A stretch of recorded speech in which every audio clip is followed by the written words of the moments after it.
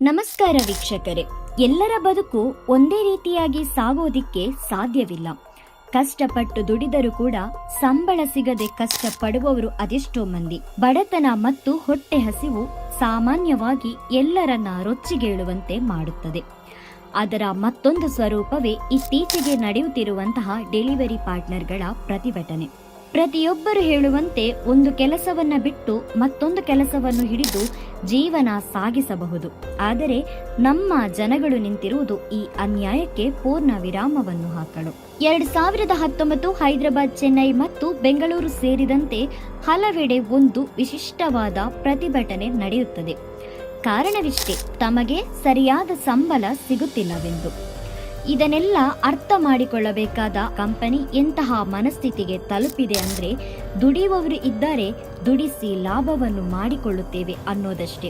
ಬಂಧುಗಳೇ, ಒಂದು ಕೆಲಸವನ್ನು ಬಿಟ್ಟು ಮತ್ತೊಂದು ಕೆಲಸವನ್ನು ಸೇರುವುದು ಸುಲಭವಾದ ಕೆಲಸವೇ ಸರಿ. ಆದರೆ ಈ ರೀತಿಯಾದಂತಹ ಅನ್ಯಾಯಗಳನ್ನ ಸರಿದೂಗಿಸುವುದಕ್ಕೆ ನಮ್ಮಿಂದ ಸಾಧ್ಯವಿಲ್ಲವೇ? ನನ್ನ ಸ್ನೇಹಿತರೊಬ್ಬರು ಇತ್ತೀಚೆಗೆ ಒಂದು ಆರ್ಡರ್ ಅನ್ನು ಕಸ್ಟಮರ್ ಬಳಿ ತಲುಪಿಸುವುದಕ್ಕೆ ಹೊರಡ್ತಾರೆ. ಅಪಾರ್ಟ್ಮೆಂಟ್ನಲ್ಲಿದ್ದಂತಹ ಅಡ್ರೆಸ್ಗೆ ಹೋಗಿ ತಲುಪುವಷ್ಟರಲ್ಲಿ ಕಂಪನಿ ಕೊಟ್ಟಿದ್ದ ನಿರ್ದಿಷ್ಟ ಸಮಯ ಮುಗಿದು ಹೋಗಿತ್ತು. ಕಸ್ಟಮರ್ ಕಡೆಯಿಂದ ಕಾಲ್ ಬರುತ್ತದೆ. ಏನಯ್ಯ, ನಿನಗೆ ದಾರಿ ಸಿಗ್ಲಿಲ್ವೋ ಅಥವಾ ನಿನಗೆ ದಾರಿನೇ ಗೊತ್ತಿಲ್ಲವೋ ಅನ್ನುವಂತಹ ಅಸಭ್ಯವಾದ ಪ್ರಶ್ನೆಯನ್ನು ಕೇಳ್ತಾರೆ. ಮರು ಮಾತನಾಡದೆ ಈ ವ್ಯಕ್ತಿ ಆ ಮನೆಗೆ ಹೋದಂತಹ ಸಂದರ್ಭದಲ್ಲಿ ಸೆಕ್ಯೂರಿಟಿ ಲಿಫ್ಟ್ ಬಳಸಬೇಡಿ, ಸ್ಟೆಪ್ ಇದೆ, ಅದರಲ್ಲಿ ನಡೆದುಕೊಂಡು ಹೋಗಿ ಎಂದು ಹೇಳುತ್ತಾನೆ. ಸ್ವಾಭಿಮಾನಿಯಾಗಿದ್ದಂತಹ ಆ ವ್ಯಕ್ತಿ ಮರು ಮಾತನಾಡದೆ ಕಸ್ಟಮರ್ ಬಳಿ ಹೋದಾಗ ಕಸ್ಟಮರ್ ಮನಸ್ಸಿಗೆ ಬಂದ ಹಾಗೆ ಬೈದು ಆರ್ಡರ್ ತೆಗೆದುಕೊಂಡು ಹೋಗಲು ಹೇಳುತ್ತಾನೆ.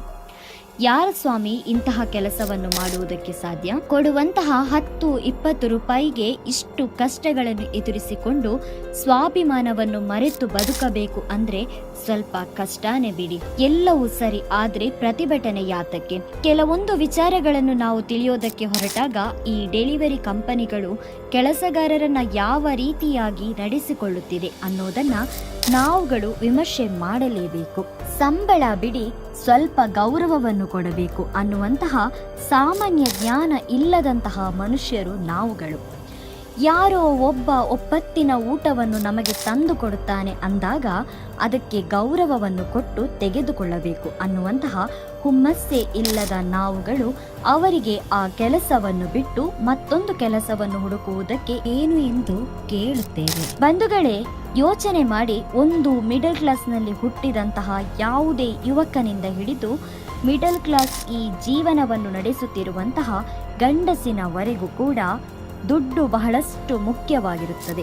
ಈ ದುಡ್ಡನ್ನ ಕಡಿಮೆ ಸಮಯದಲ್ಲಿ ದುಡಿಬೇಕು ಅನ್ನುವಂತಹ ಒಂದು ಹುಚ್ಚಿಗೆ ಇಳಿಯುವಂತ ಇವರುಗಳು ಆಯ್ಕೆ ಮಾಡಿಕೊಳ್ಳುವುದೇ ಈ ಡೆಲಿವರಿ ಕೆಲಸವನ್ನ. ಕಡು ಬಡತನದಲ್ಲಿ ಇರುವಂತಹ ಪ್ರತಿಯೊಬ್ಬರು ಕೂಡ ಹುಡುಕಿಕೊಂಡಂತಹ ಕೆಲಸ ಇದೆ. ವಾರಕ್ಕೊಮ್ಮೆ ಸಿಗುವಂತಹ ಸಂಬಳದಲ್ಲಿ ಬೈಕ್ ರಿಪೇರಿಯಿಂದ ಹಿಡಿದು ತನ್ನ ಕುಟುಂಬವನ್ನ ಕೂಡ ಈ ಹಣದಲ್ಲಿಯೇ ಮ್ಯಾನೇಜ್ ಮಾಡ್ತಾ ಹೋಗಬೇಕಾಗುತ್ತೆ. ಆದರೆ ಇದನ್ನ ಕಂಪನಿಗಳು ಅರ್ಥ ಮಾಡಿಕೊಂಡಿದ್ಯಾ ಅನ್ನೋದನ್ನ ನಾವಿಂದು ಗಮನಿಸಬೇಕಾಗಿದೆ. ಫುಡ್ ಆರ್ಡರ್ ಮಾಡ್ತೀವಿ, ಆದ್ರೆ ಬಹಳಷ್ಟು ಜನ ಈ ಫುಡ್ ಆರ್ಡರ್ನಿಂದ ಆತ ಬೇಕಾದಷ್ಟು ಸಂಪಾದನೆ ಮಾಡಿರುತ್ತಾನೆ ಅನ್ನೋದನ್ನ ನಂಬಿದ್ದೀವಿ. ಆದರೆ ಇದು ಶುದ್ಧ ಸುಳ್ಳು. ಈ ಡೆಲಿವರಿ ಪಾರ್ಟ್ನರ್ ಅನ್ನುವಂತಹ ಆ್ಯಪ್ನಿಂದ ಕೊಡುವಂತಹ ಸಂಬಳ ನಿಮಗೆ ತಂದು ಕೊಡುವ ಆಹಾರದ ಪೆಟ್ರೋಲ್ ಖರ್ಚಿಗೂ ಕೂಡ ಸಾಲೋದಿಲ್ಲ. ಇದಕ್ಕಾಗಿ ನಾನು ಹೇಳೋದು, ಯಾರಾದರೂ ಆಹಾರ ತೆಗೆದುಕೊಂಡ ನಿಮ್ಮ ಮನೆ ಬಾಗಿಲಿಗೆ ಬಂದ್ರೆ ಬಹುಶಃ ನೀವು ಅವರಿಗೆ ಕೊಡುತ್ತಿರುವಂತಹ ಸಂಬಳವೆಂದೇ ಭಾವಿಸಬಹುದು. ಅವರು ಕೂಡ ಸ್ವಂತ ಉದ್ಯೋಗವನ್ನು ಮಾಡ್ತಾ ಇರ್ತಾರೆ. ಆದರೆ ನಾವುಗಳು ಅದಕ್ಕೆ ಪ್ರತಿಯಾಗಿ ಕಂಪನಿಗೆ ದುಡ್ಡು ಕೊಡ್ತಿದ್ದೀವಿ ಹೊರತು ಆ ವ್ಯಕ್ತಿ ಪಡುವಂತಹ ಕಷ್ಟಕ್ಕೆ ಅಲ್ಲ. ರಾತ್ರಿ ಹಗಲು ಎನ್ನದೇ ದುಡಿಯುವವರು ಇಂದು ಕಂಪನಿಯ ಬಳಿ 10 ರೂಪಾಯಿ ಜಾಸ್ತಿ ಮಾಡಿ ಅಂದ್ರೆ ಅದಕ್ಕೆ ಅವರ ಮೇಲೆ ಪೊಲೀಸ್ ಕೇಸು ಹಾಕಿ ಜೈಲಿಗೆ ಅಟ್ಟುವಂತಹ ಪ್ರಯತ್ನಗಳು ಕೂಡ ಆಗಿವೆ. ಇದನ್ನು ಖರ್ಚು ಮಾಡುವಂತಹ ನಾವುಗಳು ಇಂದು ಅವರನ್ನು ನಡೆಸಿಕೊಳ್ಳುತ್ತಿರುವಂತಹ ರೀತಿ ಬಹಳಷ್ಟು ಶೋಚನೀಯ. ಪ್ರತಿಯೊಬ್ಬ ವ್ಯಕ್ತಿಗೂ ಕೂಡ ಸ್ವಾಭಿಮಾನ ಮುಖ್ಯ. ಅದರ ಜೊತೆಯಲ್ಲಿ ನಾವುಗಳು ಕೊಡುವ ಗೌರವ ಕೂಡ ಬಹಳಷ್ಟು ಮುಖ್ಯವಾಗಿರುತ್ತದೆ. ಆತ ತೆಗೆದುಕೊಂಡು ಬರುವುದು ಆಹಾರವನ್ನು ಹೊರತು ನಿಮಗೆ ಯಾವುದೋ ವಿಷ ಎಂದು ಕೊಡುತ್ತಿಲ್ಲ. ಅದಕ್ಕೋಸ್ಕರ ಅವನಿಗೆ ಗೌರವ ಕೊಡುವುದನ್ನು ಕಲಿಯಿರಿ. ಒಂದು ಅನುಭವವನ್ನು ನಾನಿಲ್ಲಿ ಹಂಚಿಕೊಳ್ಳಬೇಕು. ಕೆಲವೊಂದು ಮನೆಗೆ ಹೋದಂತಹ ಸಂದರ್ಭದಲ್ಲಿ ಅಟ್ಲೀಸ್ಟ್ ನೀರು ಕುಡಿದು ಹೋಗಿ ಅನ್ನುವಂತಹ ಬಹಳಷ್ಟು ಜನರಿದ್ದಾರೆ. ಆದರೆ ಅನೇಕ ಕಡೆ ಈ ಡೆಲಿವರಿ ಮಾಡುವಂತವರು ಬಹಳಷ್ಟು ಅವಮಾನವನ್ನ ಎದುರಿಸುತ್ತಿದ್ದಾರೆ. ರಾತ್ರಿ 12 ಗಂಟೆಯಾದರೂ ಕೂಡ ಮರು ಮಾತನಾಡದೆ ನಿಮಗೆ ಫುಡ್ ಕೊಡ್ತಾರೆ ಅಂದ್ರೆ ಅವರ ದುಡಿಮೆ ಎಷ್ಟು ಕಷ್ಟಯುತವಾಗಿರಬಹುದು ಎಂದು ಯೋಚಿಸಿ. ಅದರ ಜೊತೆಯಲ್ಲಿ ಅವರು ತಮ್ಮ ಕುಟುಂಬಗೋಸ್ಕರ ಮಾಡುತ್ತಿರುವಂತಹ ಕೆಲಸವನ್ನು ಗೌರವಿಸಿ. ಕಂಪನಿಯವರು ಅರ್ಥ ಮಾಡಿಕೊಳ್ಳುವಂತಹ ಮನಸ್ಥಿತಿಯಲ್ಲಿ ಇಲ್ಲ. ಅದರ ಜೊತೆಯಲ್ಲಿ ಮ್ಯಾನೇಜರ್ಗಳು ಕೂಡ ಇದಕ್ಕೆ ಸಂಬಂಧಪಟ್ಟ ಹಾಗೆ ಯಾವುದೇ ಮಾತುಗಳನ್ನು ಆಡುವುದಿಲ್ಲ. ಆದರೆ ಜನಸಾಮಾನ್ಯರಾದ ನಾವುಗಳು ಇದರ ಬಗ್ಗೆ ಸ್ವಲ್ಪ ಯೋಚನೆಯನ್ನು ಮಾಡಿ ಅವರಿಗೆ 10-20 ಕೊಟ್ಟು ದಯವಿಟ್ಟು ಸಹಾಯವನ್ನು ಮಾಡಿ. ಖಂಡಿತವಾಗಿಯೂ ನಮ್ಮಿಂದ ಇದನ್ನು ಕೊಡೋದಕ್ಕೆ ಸಾಧ್ಯವಿದೆ.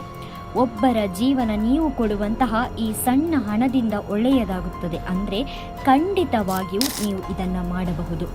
ಮುಂದೆ ಡೆಲಿವರಿ ಪಾರ್ಟ್ನರ್ಗಳಿಗೆ ನನ್ನದೊಂದು ಕಿವಿ ಮಾತು. ಅವಮಾನವಾದ ಕಡೆ ನಿಮ್ಮ ಚಪ್ಪಲನ್ನು ಕೂಡ ಬಿಡಬಾರದು ಅನ್ನುವಂತಹ ಮಾತಿದೆ. ಅದಕ್ಕೆ ತಕ್ಕ ಹಾಗೆ ಬೇರೆ ಬೇರೆ ಜಾಗಗಳಲ್ಲಿ ಕೆಲಸವನ್ನು ಖಂಡಿತವಾಗಿ ಇದೆ. ದಯವಿಟ್ಟು ಈ ಕೆಲಸವನ್ನು ಮಾಡಿಕೊಂಡೆ ಮತ್ತೊಂದು ಕೆಲಸವನ್ನು ಹುಡುಕಿ ಒಂದು ಒಳ್ಳೆಯ ಕೆಲಸ ಪಡೆಯಿರಿ. ಇಷ್ಟೆಲ್ಲವನ್ನ ಕೇಳಿದ ನಂತರ ನಿಮ್ಮಲ್ಲೊಂದು ಪ್ರಶ್ನೆ ಬಂದಿರ್ಬೋದು, ನಾವು ಯಾಕಾಗಿ ದುಡ್ಡು ಕೊಡಬೇಕು ಅನ್ನೋದು. ಪ್ರತಿಯೊಬ್ಬರಿಗೂ ಕೂಡ ಕಂಪನಿಯಿಂದ ಸಿಗುತ್ತಿರುವಂತಹ ದುಡ್ಡು ₹1, ₹2 ಪರ್ ಆರ್ಡ್ರಿಗೆ ಸಿಗ್ತಾ ಇರುವಂಥದ್ದು.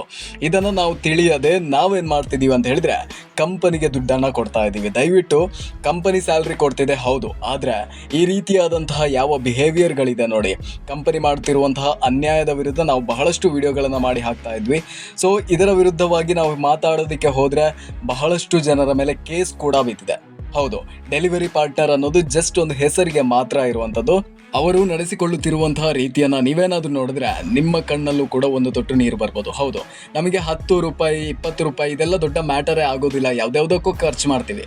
ಸೊ ನಾನು ಹೇಳೋದು, ಇಂತಹ ಪರಿಸ್ಥಿತಿಯಲ್ಲಿ ನೀವೇನಾದರೂ ಒಂದು ಫುಡ್ ಆರ್ಡರ್ ಮಾಡಿದರೆ ಇನ್ ಕೇಸ್ ದಯವಿಟ್ಟು ಅವರನ್ನು ಒಂಚೂರು ಗೌರವ ಕೊಟ್ಟು ನೋಡಿ. ಆ್ಯಂಡ್ ಅವರು ನಿಮಗೆ ವಿಷವನ್ನು ತರ್ತಾ ಇಲ್ಲ, ದಯವಿಟ್ಟು ಅವರು ನಿಮಗೆ ಫುಡ್ಡನ್ನು ತರ್ತಿದ್ದಾರೆ, ಅದನ್ನು ಮನಸ್ಸಲ್ಲಿ ಇಟ್ಕೊಳ್ಳಿ. ಆ್ಯಂಡ್ ಒನ್ ಮೋರ್ ಥಿಂಗ್ ನಾನು ಹೇಳೋದು, ಇಂತಹ ವಿಚಾರಗಳಲ್ಲಿ ಕಸ್ಟಮರ್ಗಳು ಭಾಗಿಯಾಗಲೇಬೇಕು. ಯಾಕಂತ ಹೇಳಿದರೆ ನಿಮ್ಮ ರೀತಿಯೇ ತುಂಬ ಜನ ಇರ್ತಾರೆ, ಅವ್ರಿಗೆ ರೆಸ್ಪೆಕ್ಟು ಕೊಡೋದಿಲ್ಲ. ಇಂತಹ ಪರಿಸ್ಥಿತಿಯಲ್ಲಿ ನಾವಿಂದು ಬದುಕ್ತಾ ಇದ್ದೇವೆ. ದಯವಿಟ್ಟು ಅವರಿಗೆ ಗೌರವ ಕೊಡೋದನ್ನು ಮರಿಬೇಡಿ. ವಿಡಿಯೋ ಇಷ್ಟ ಆಗಿದ್ರೆ ಒಂದು ಲೈಕ್ ಬಟನ್ನ ಪ್ರೆಸ್ ಮಾಡಿ, ಹಾಗೇನೆ ಸಬ್ಸ್ಕ್ರೈಬ್ ಮಾಡ್ಕೊಳ್ಳೋದನ್ನು ಮರಿಬೇಡಿ. Like, share, comment, subscribe.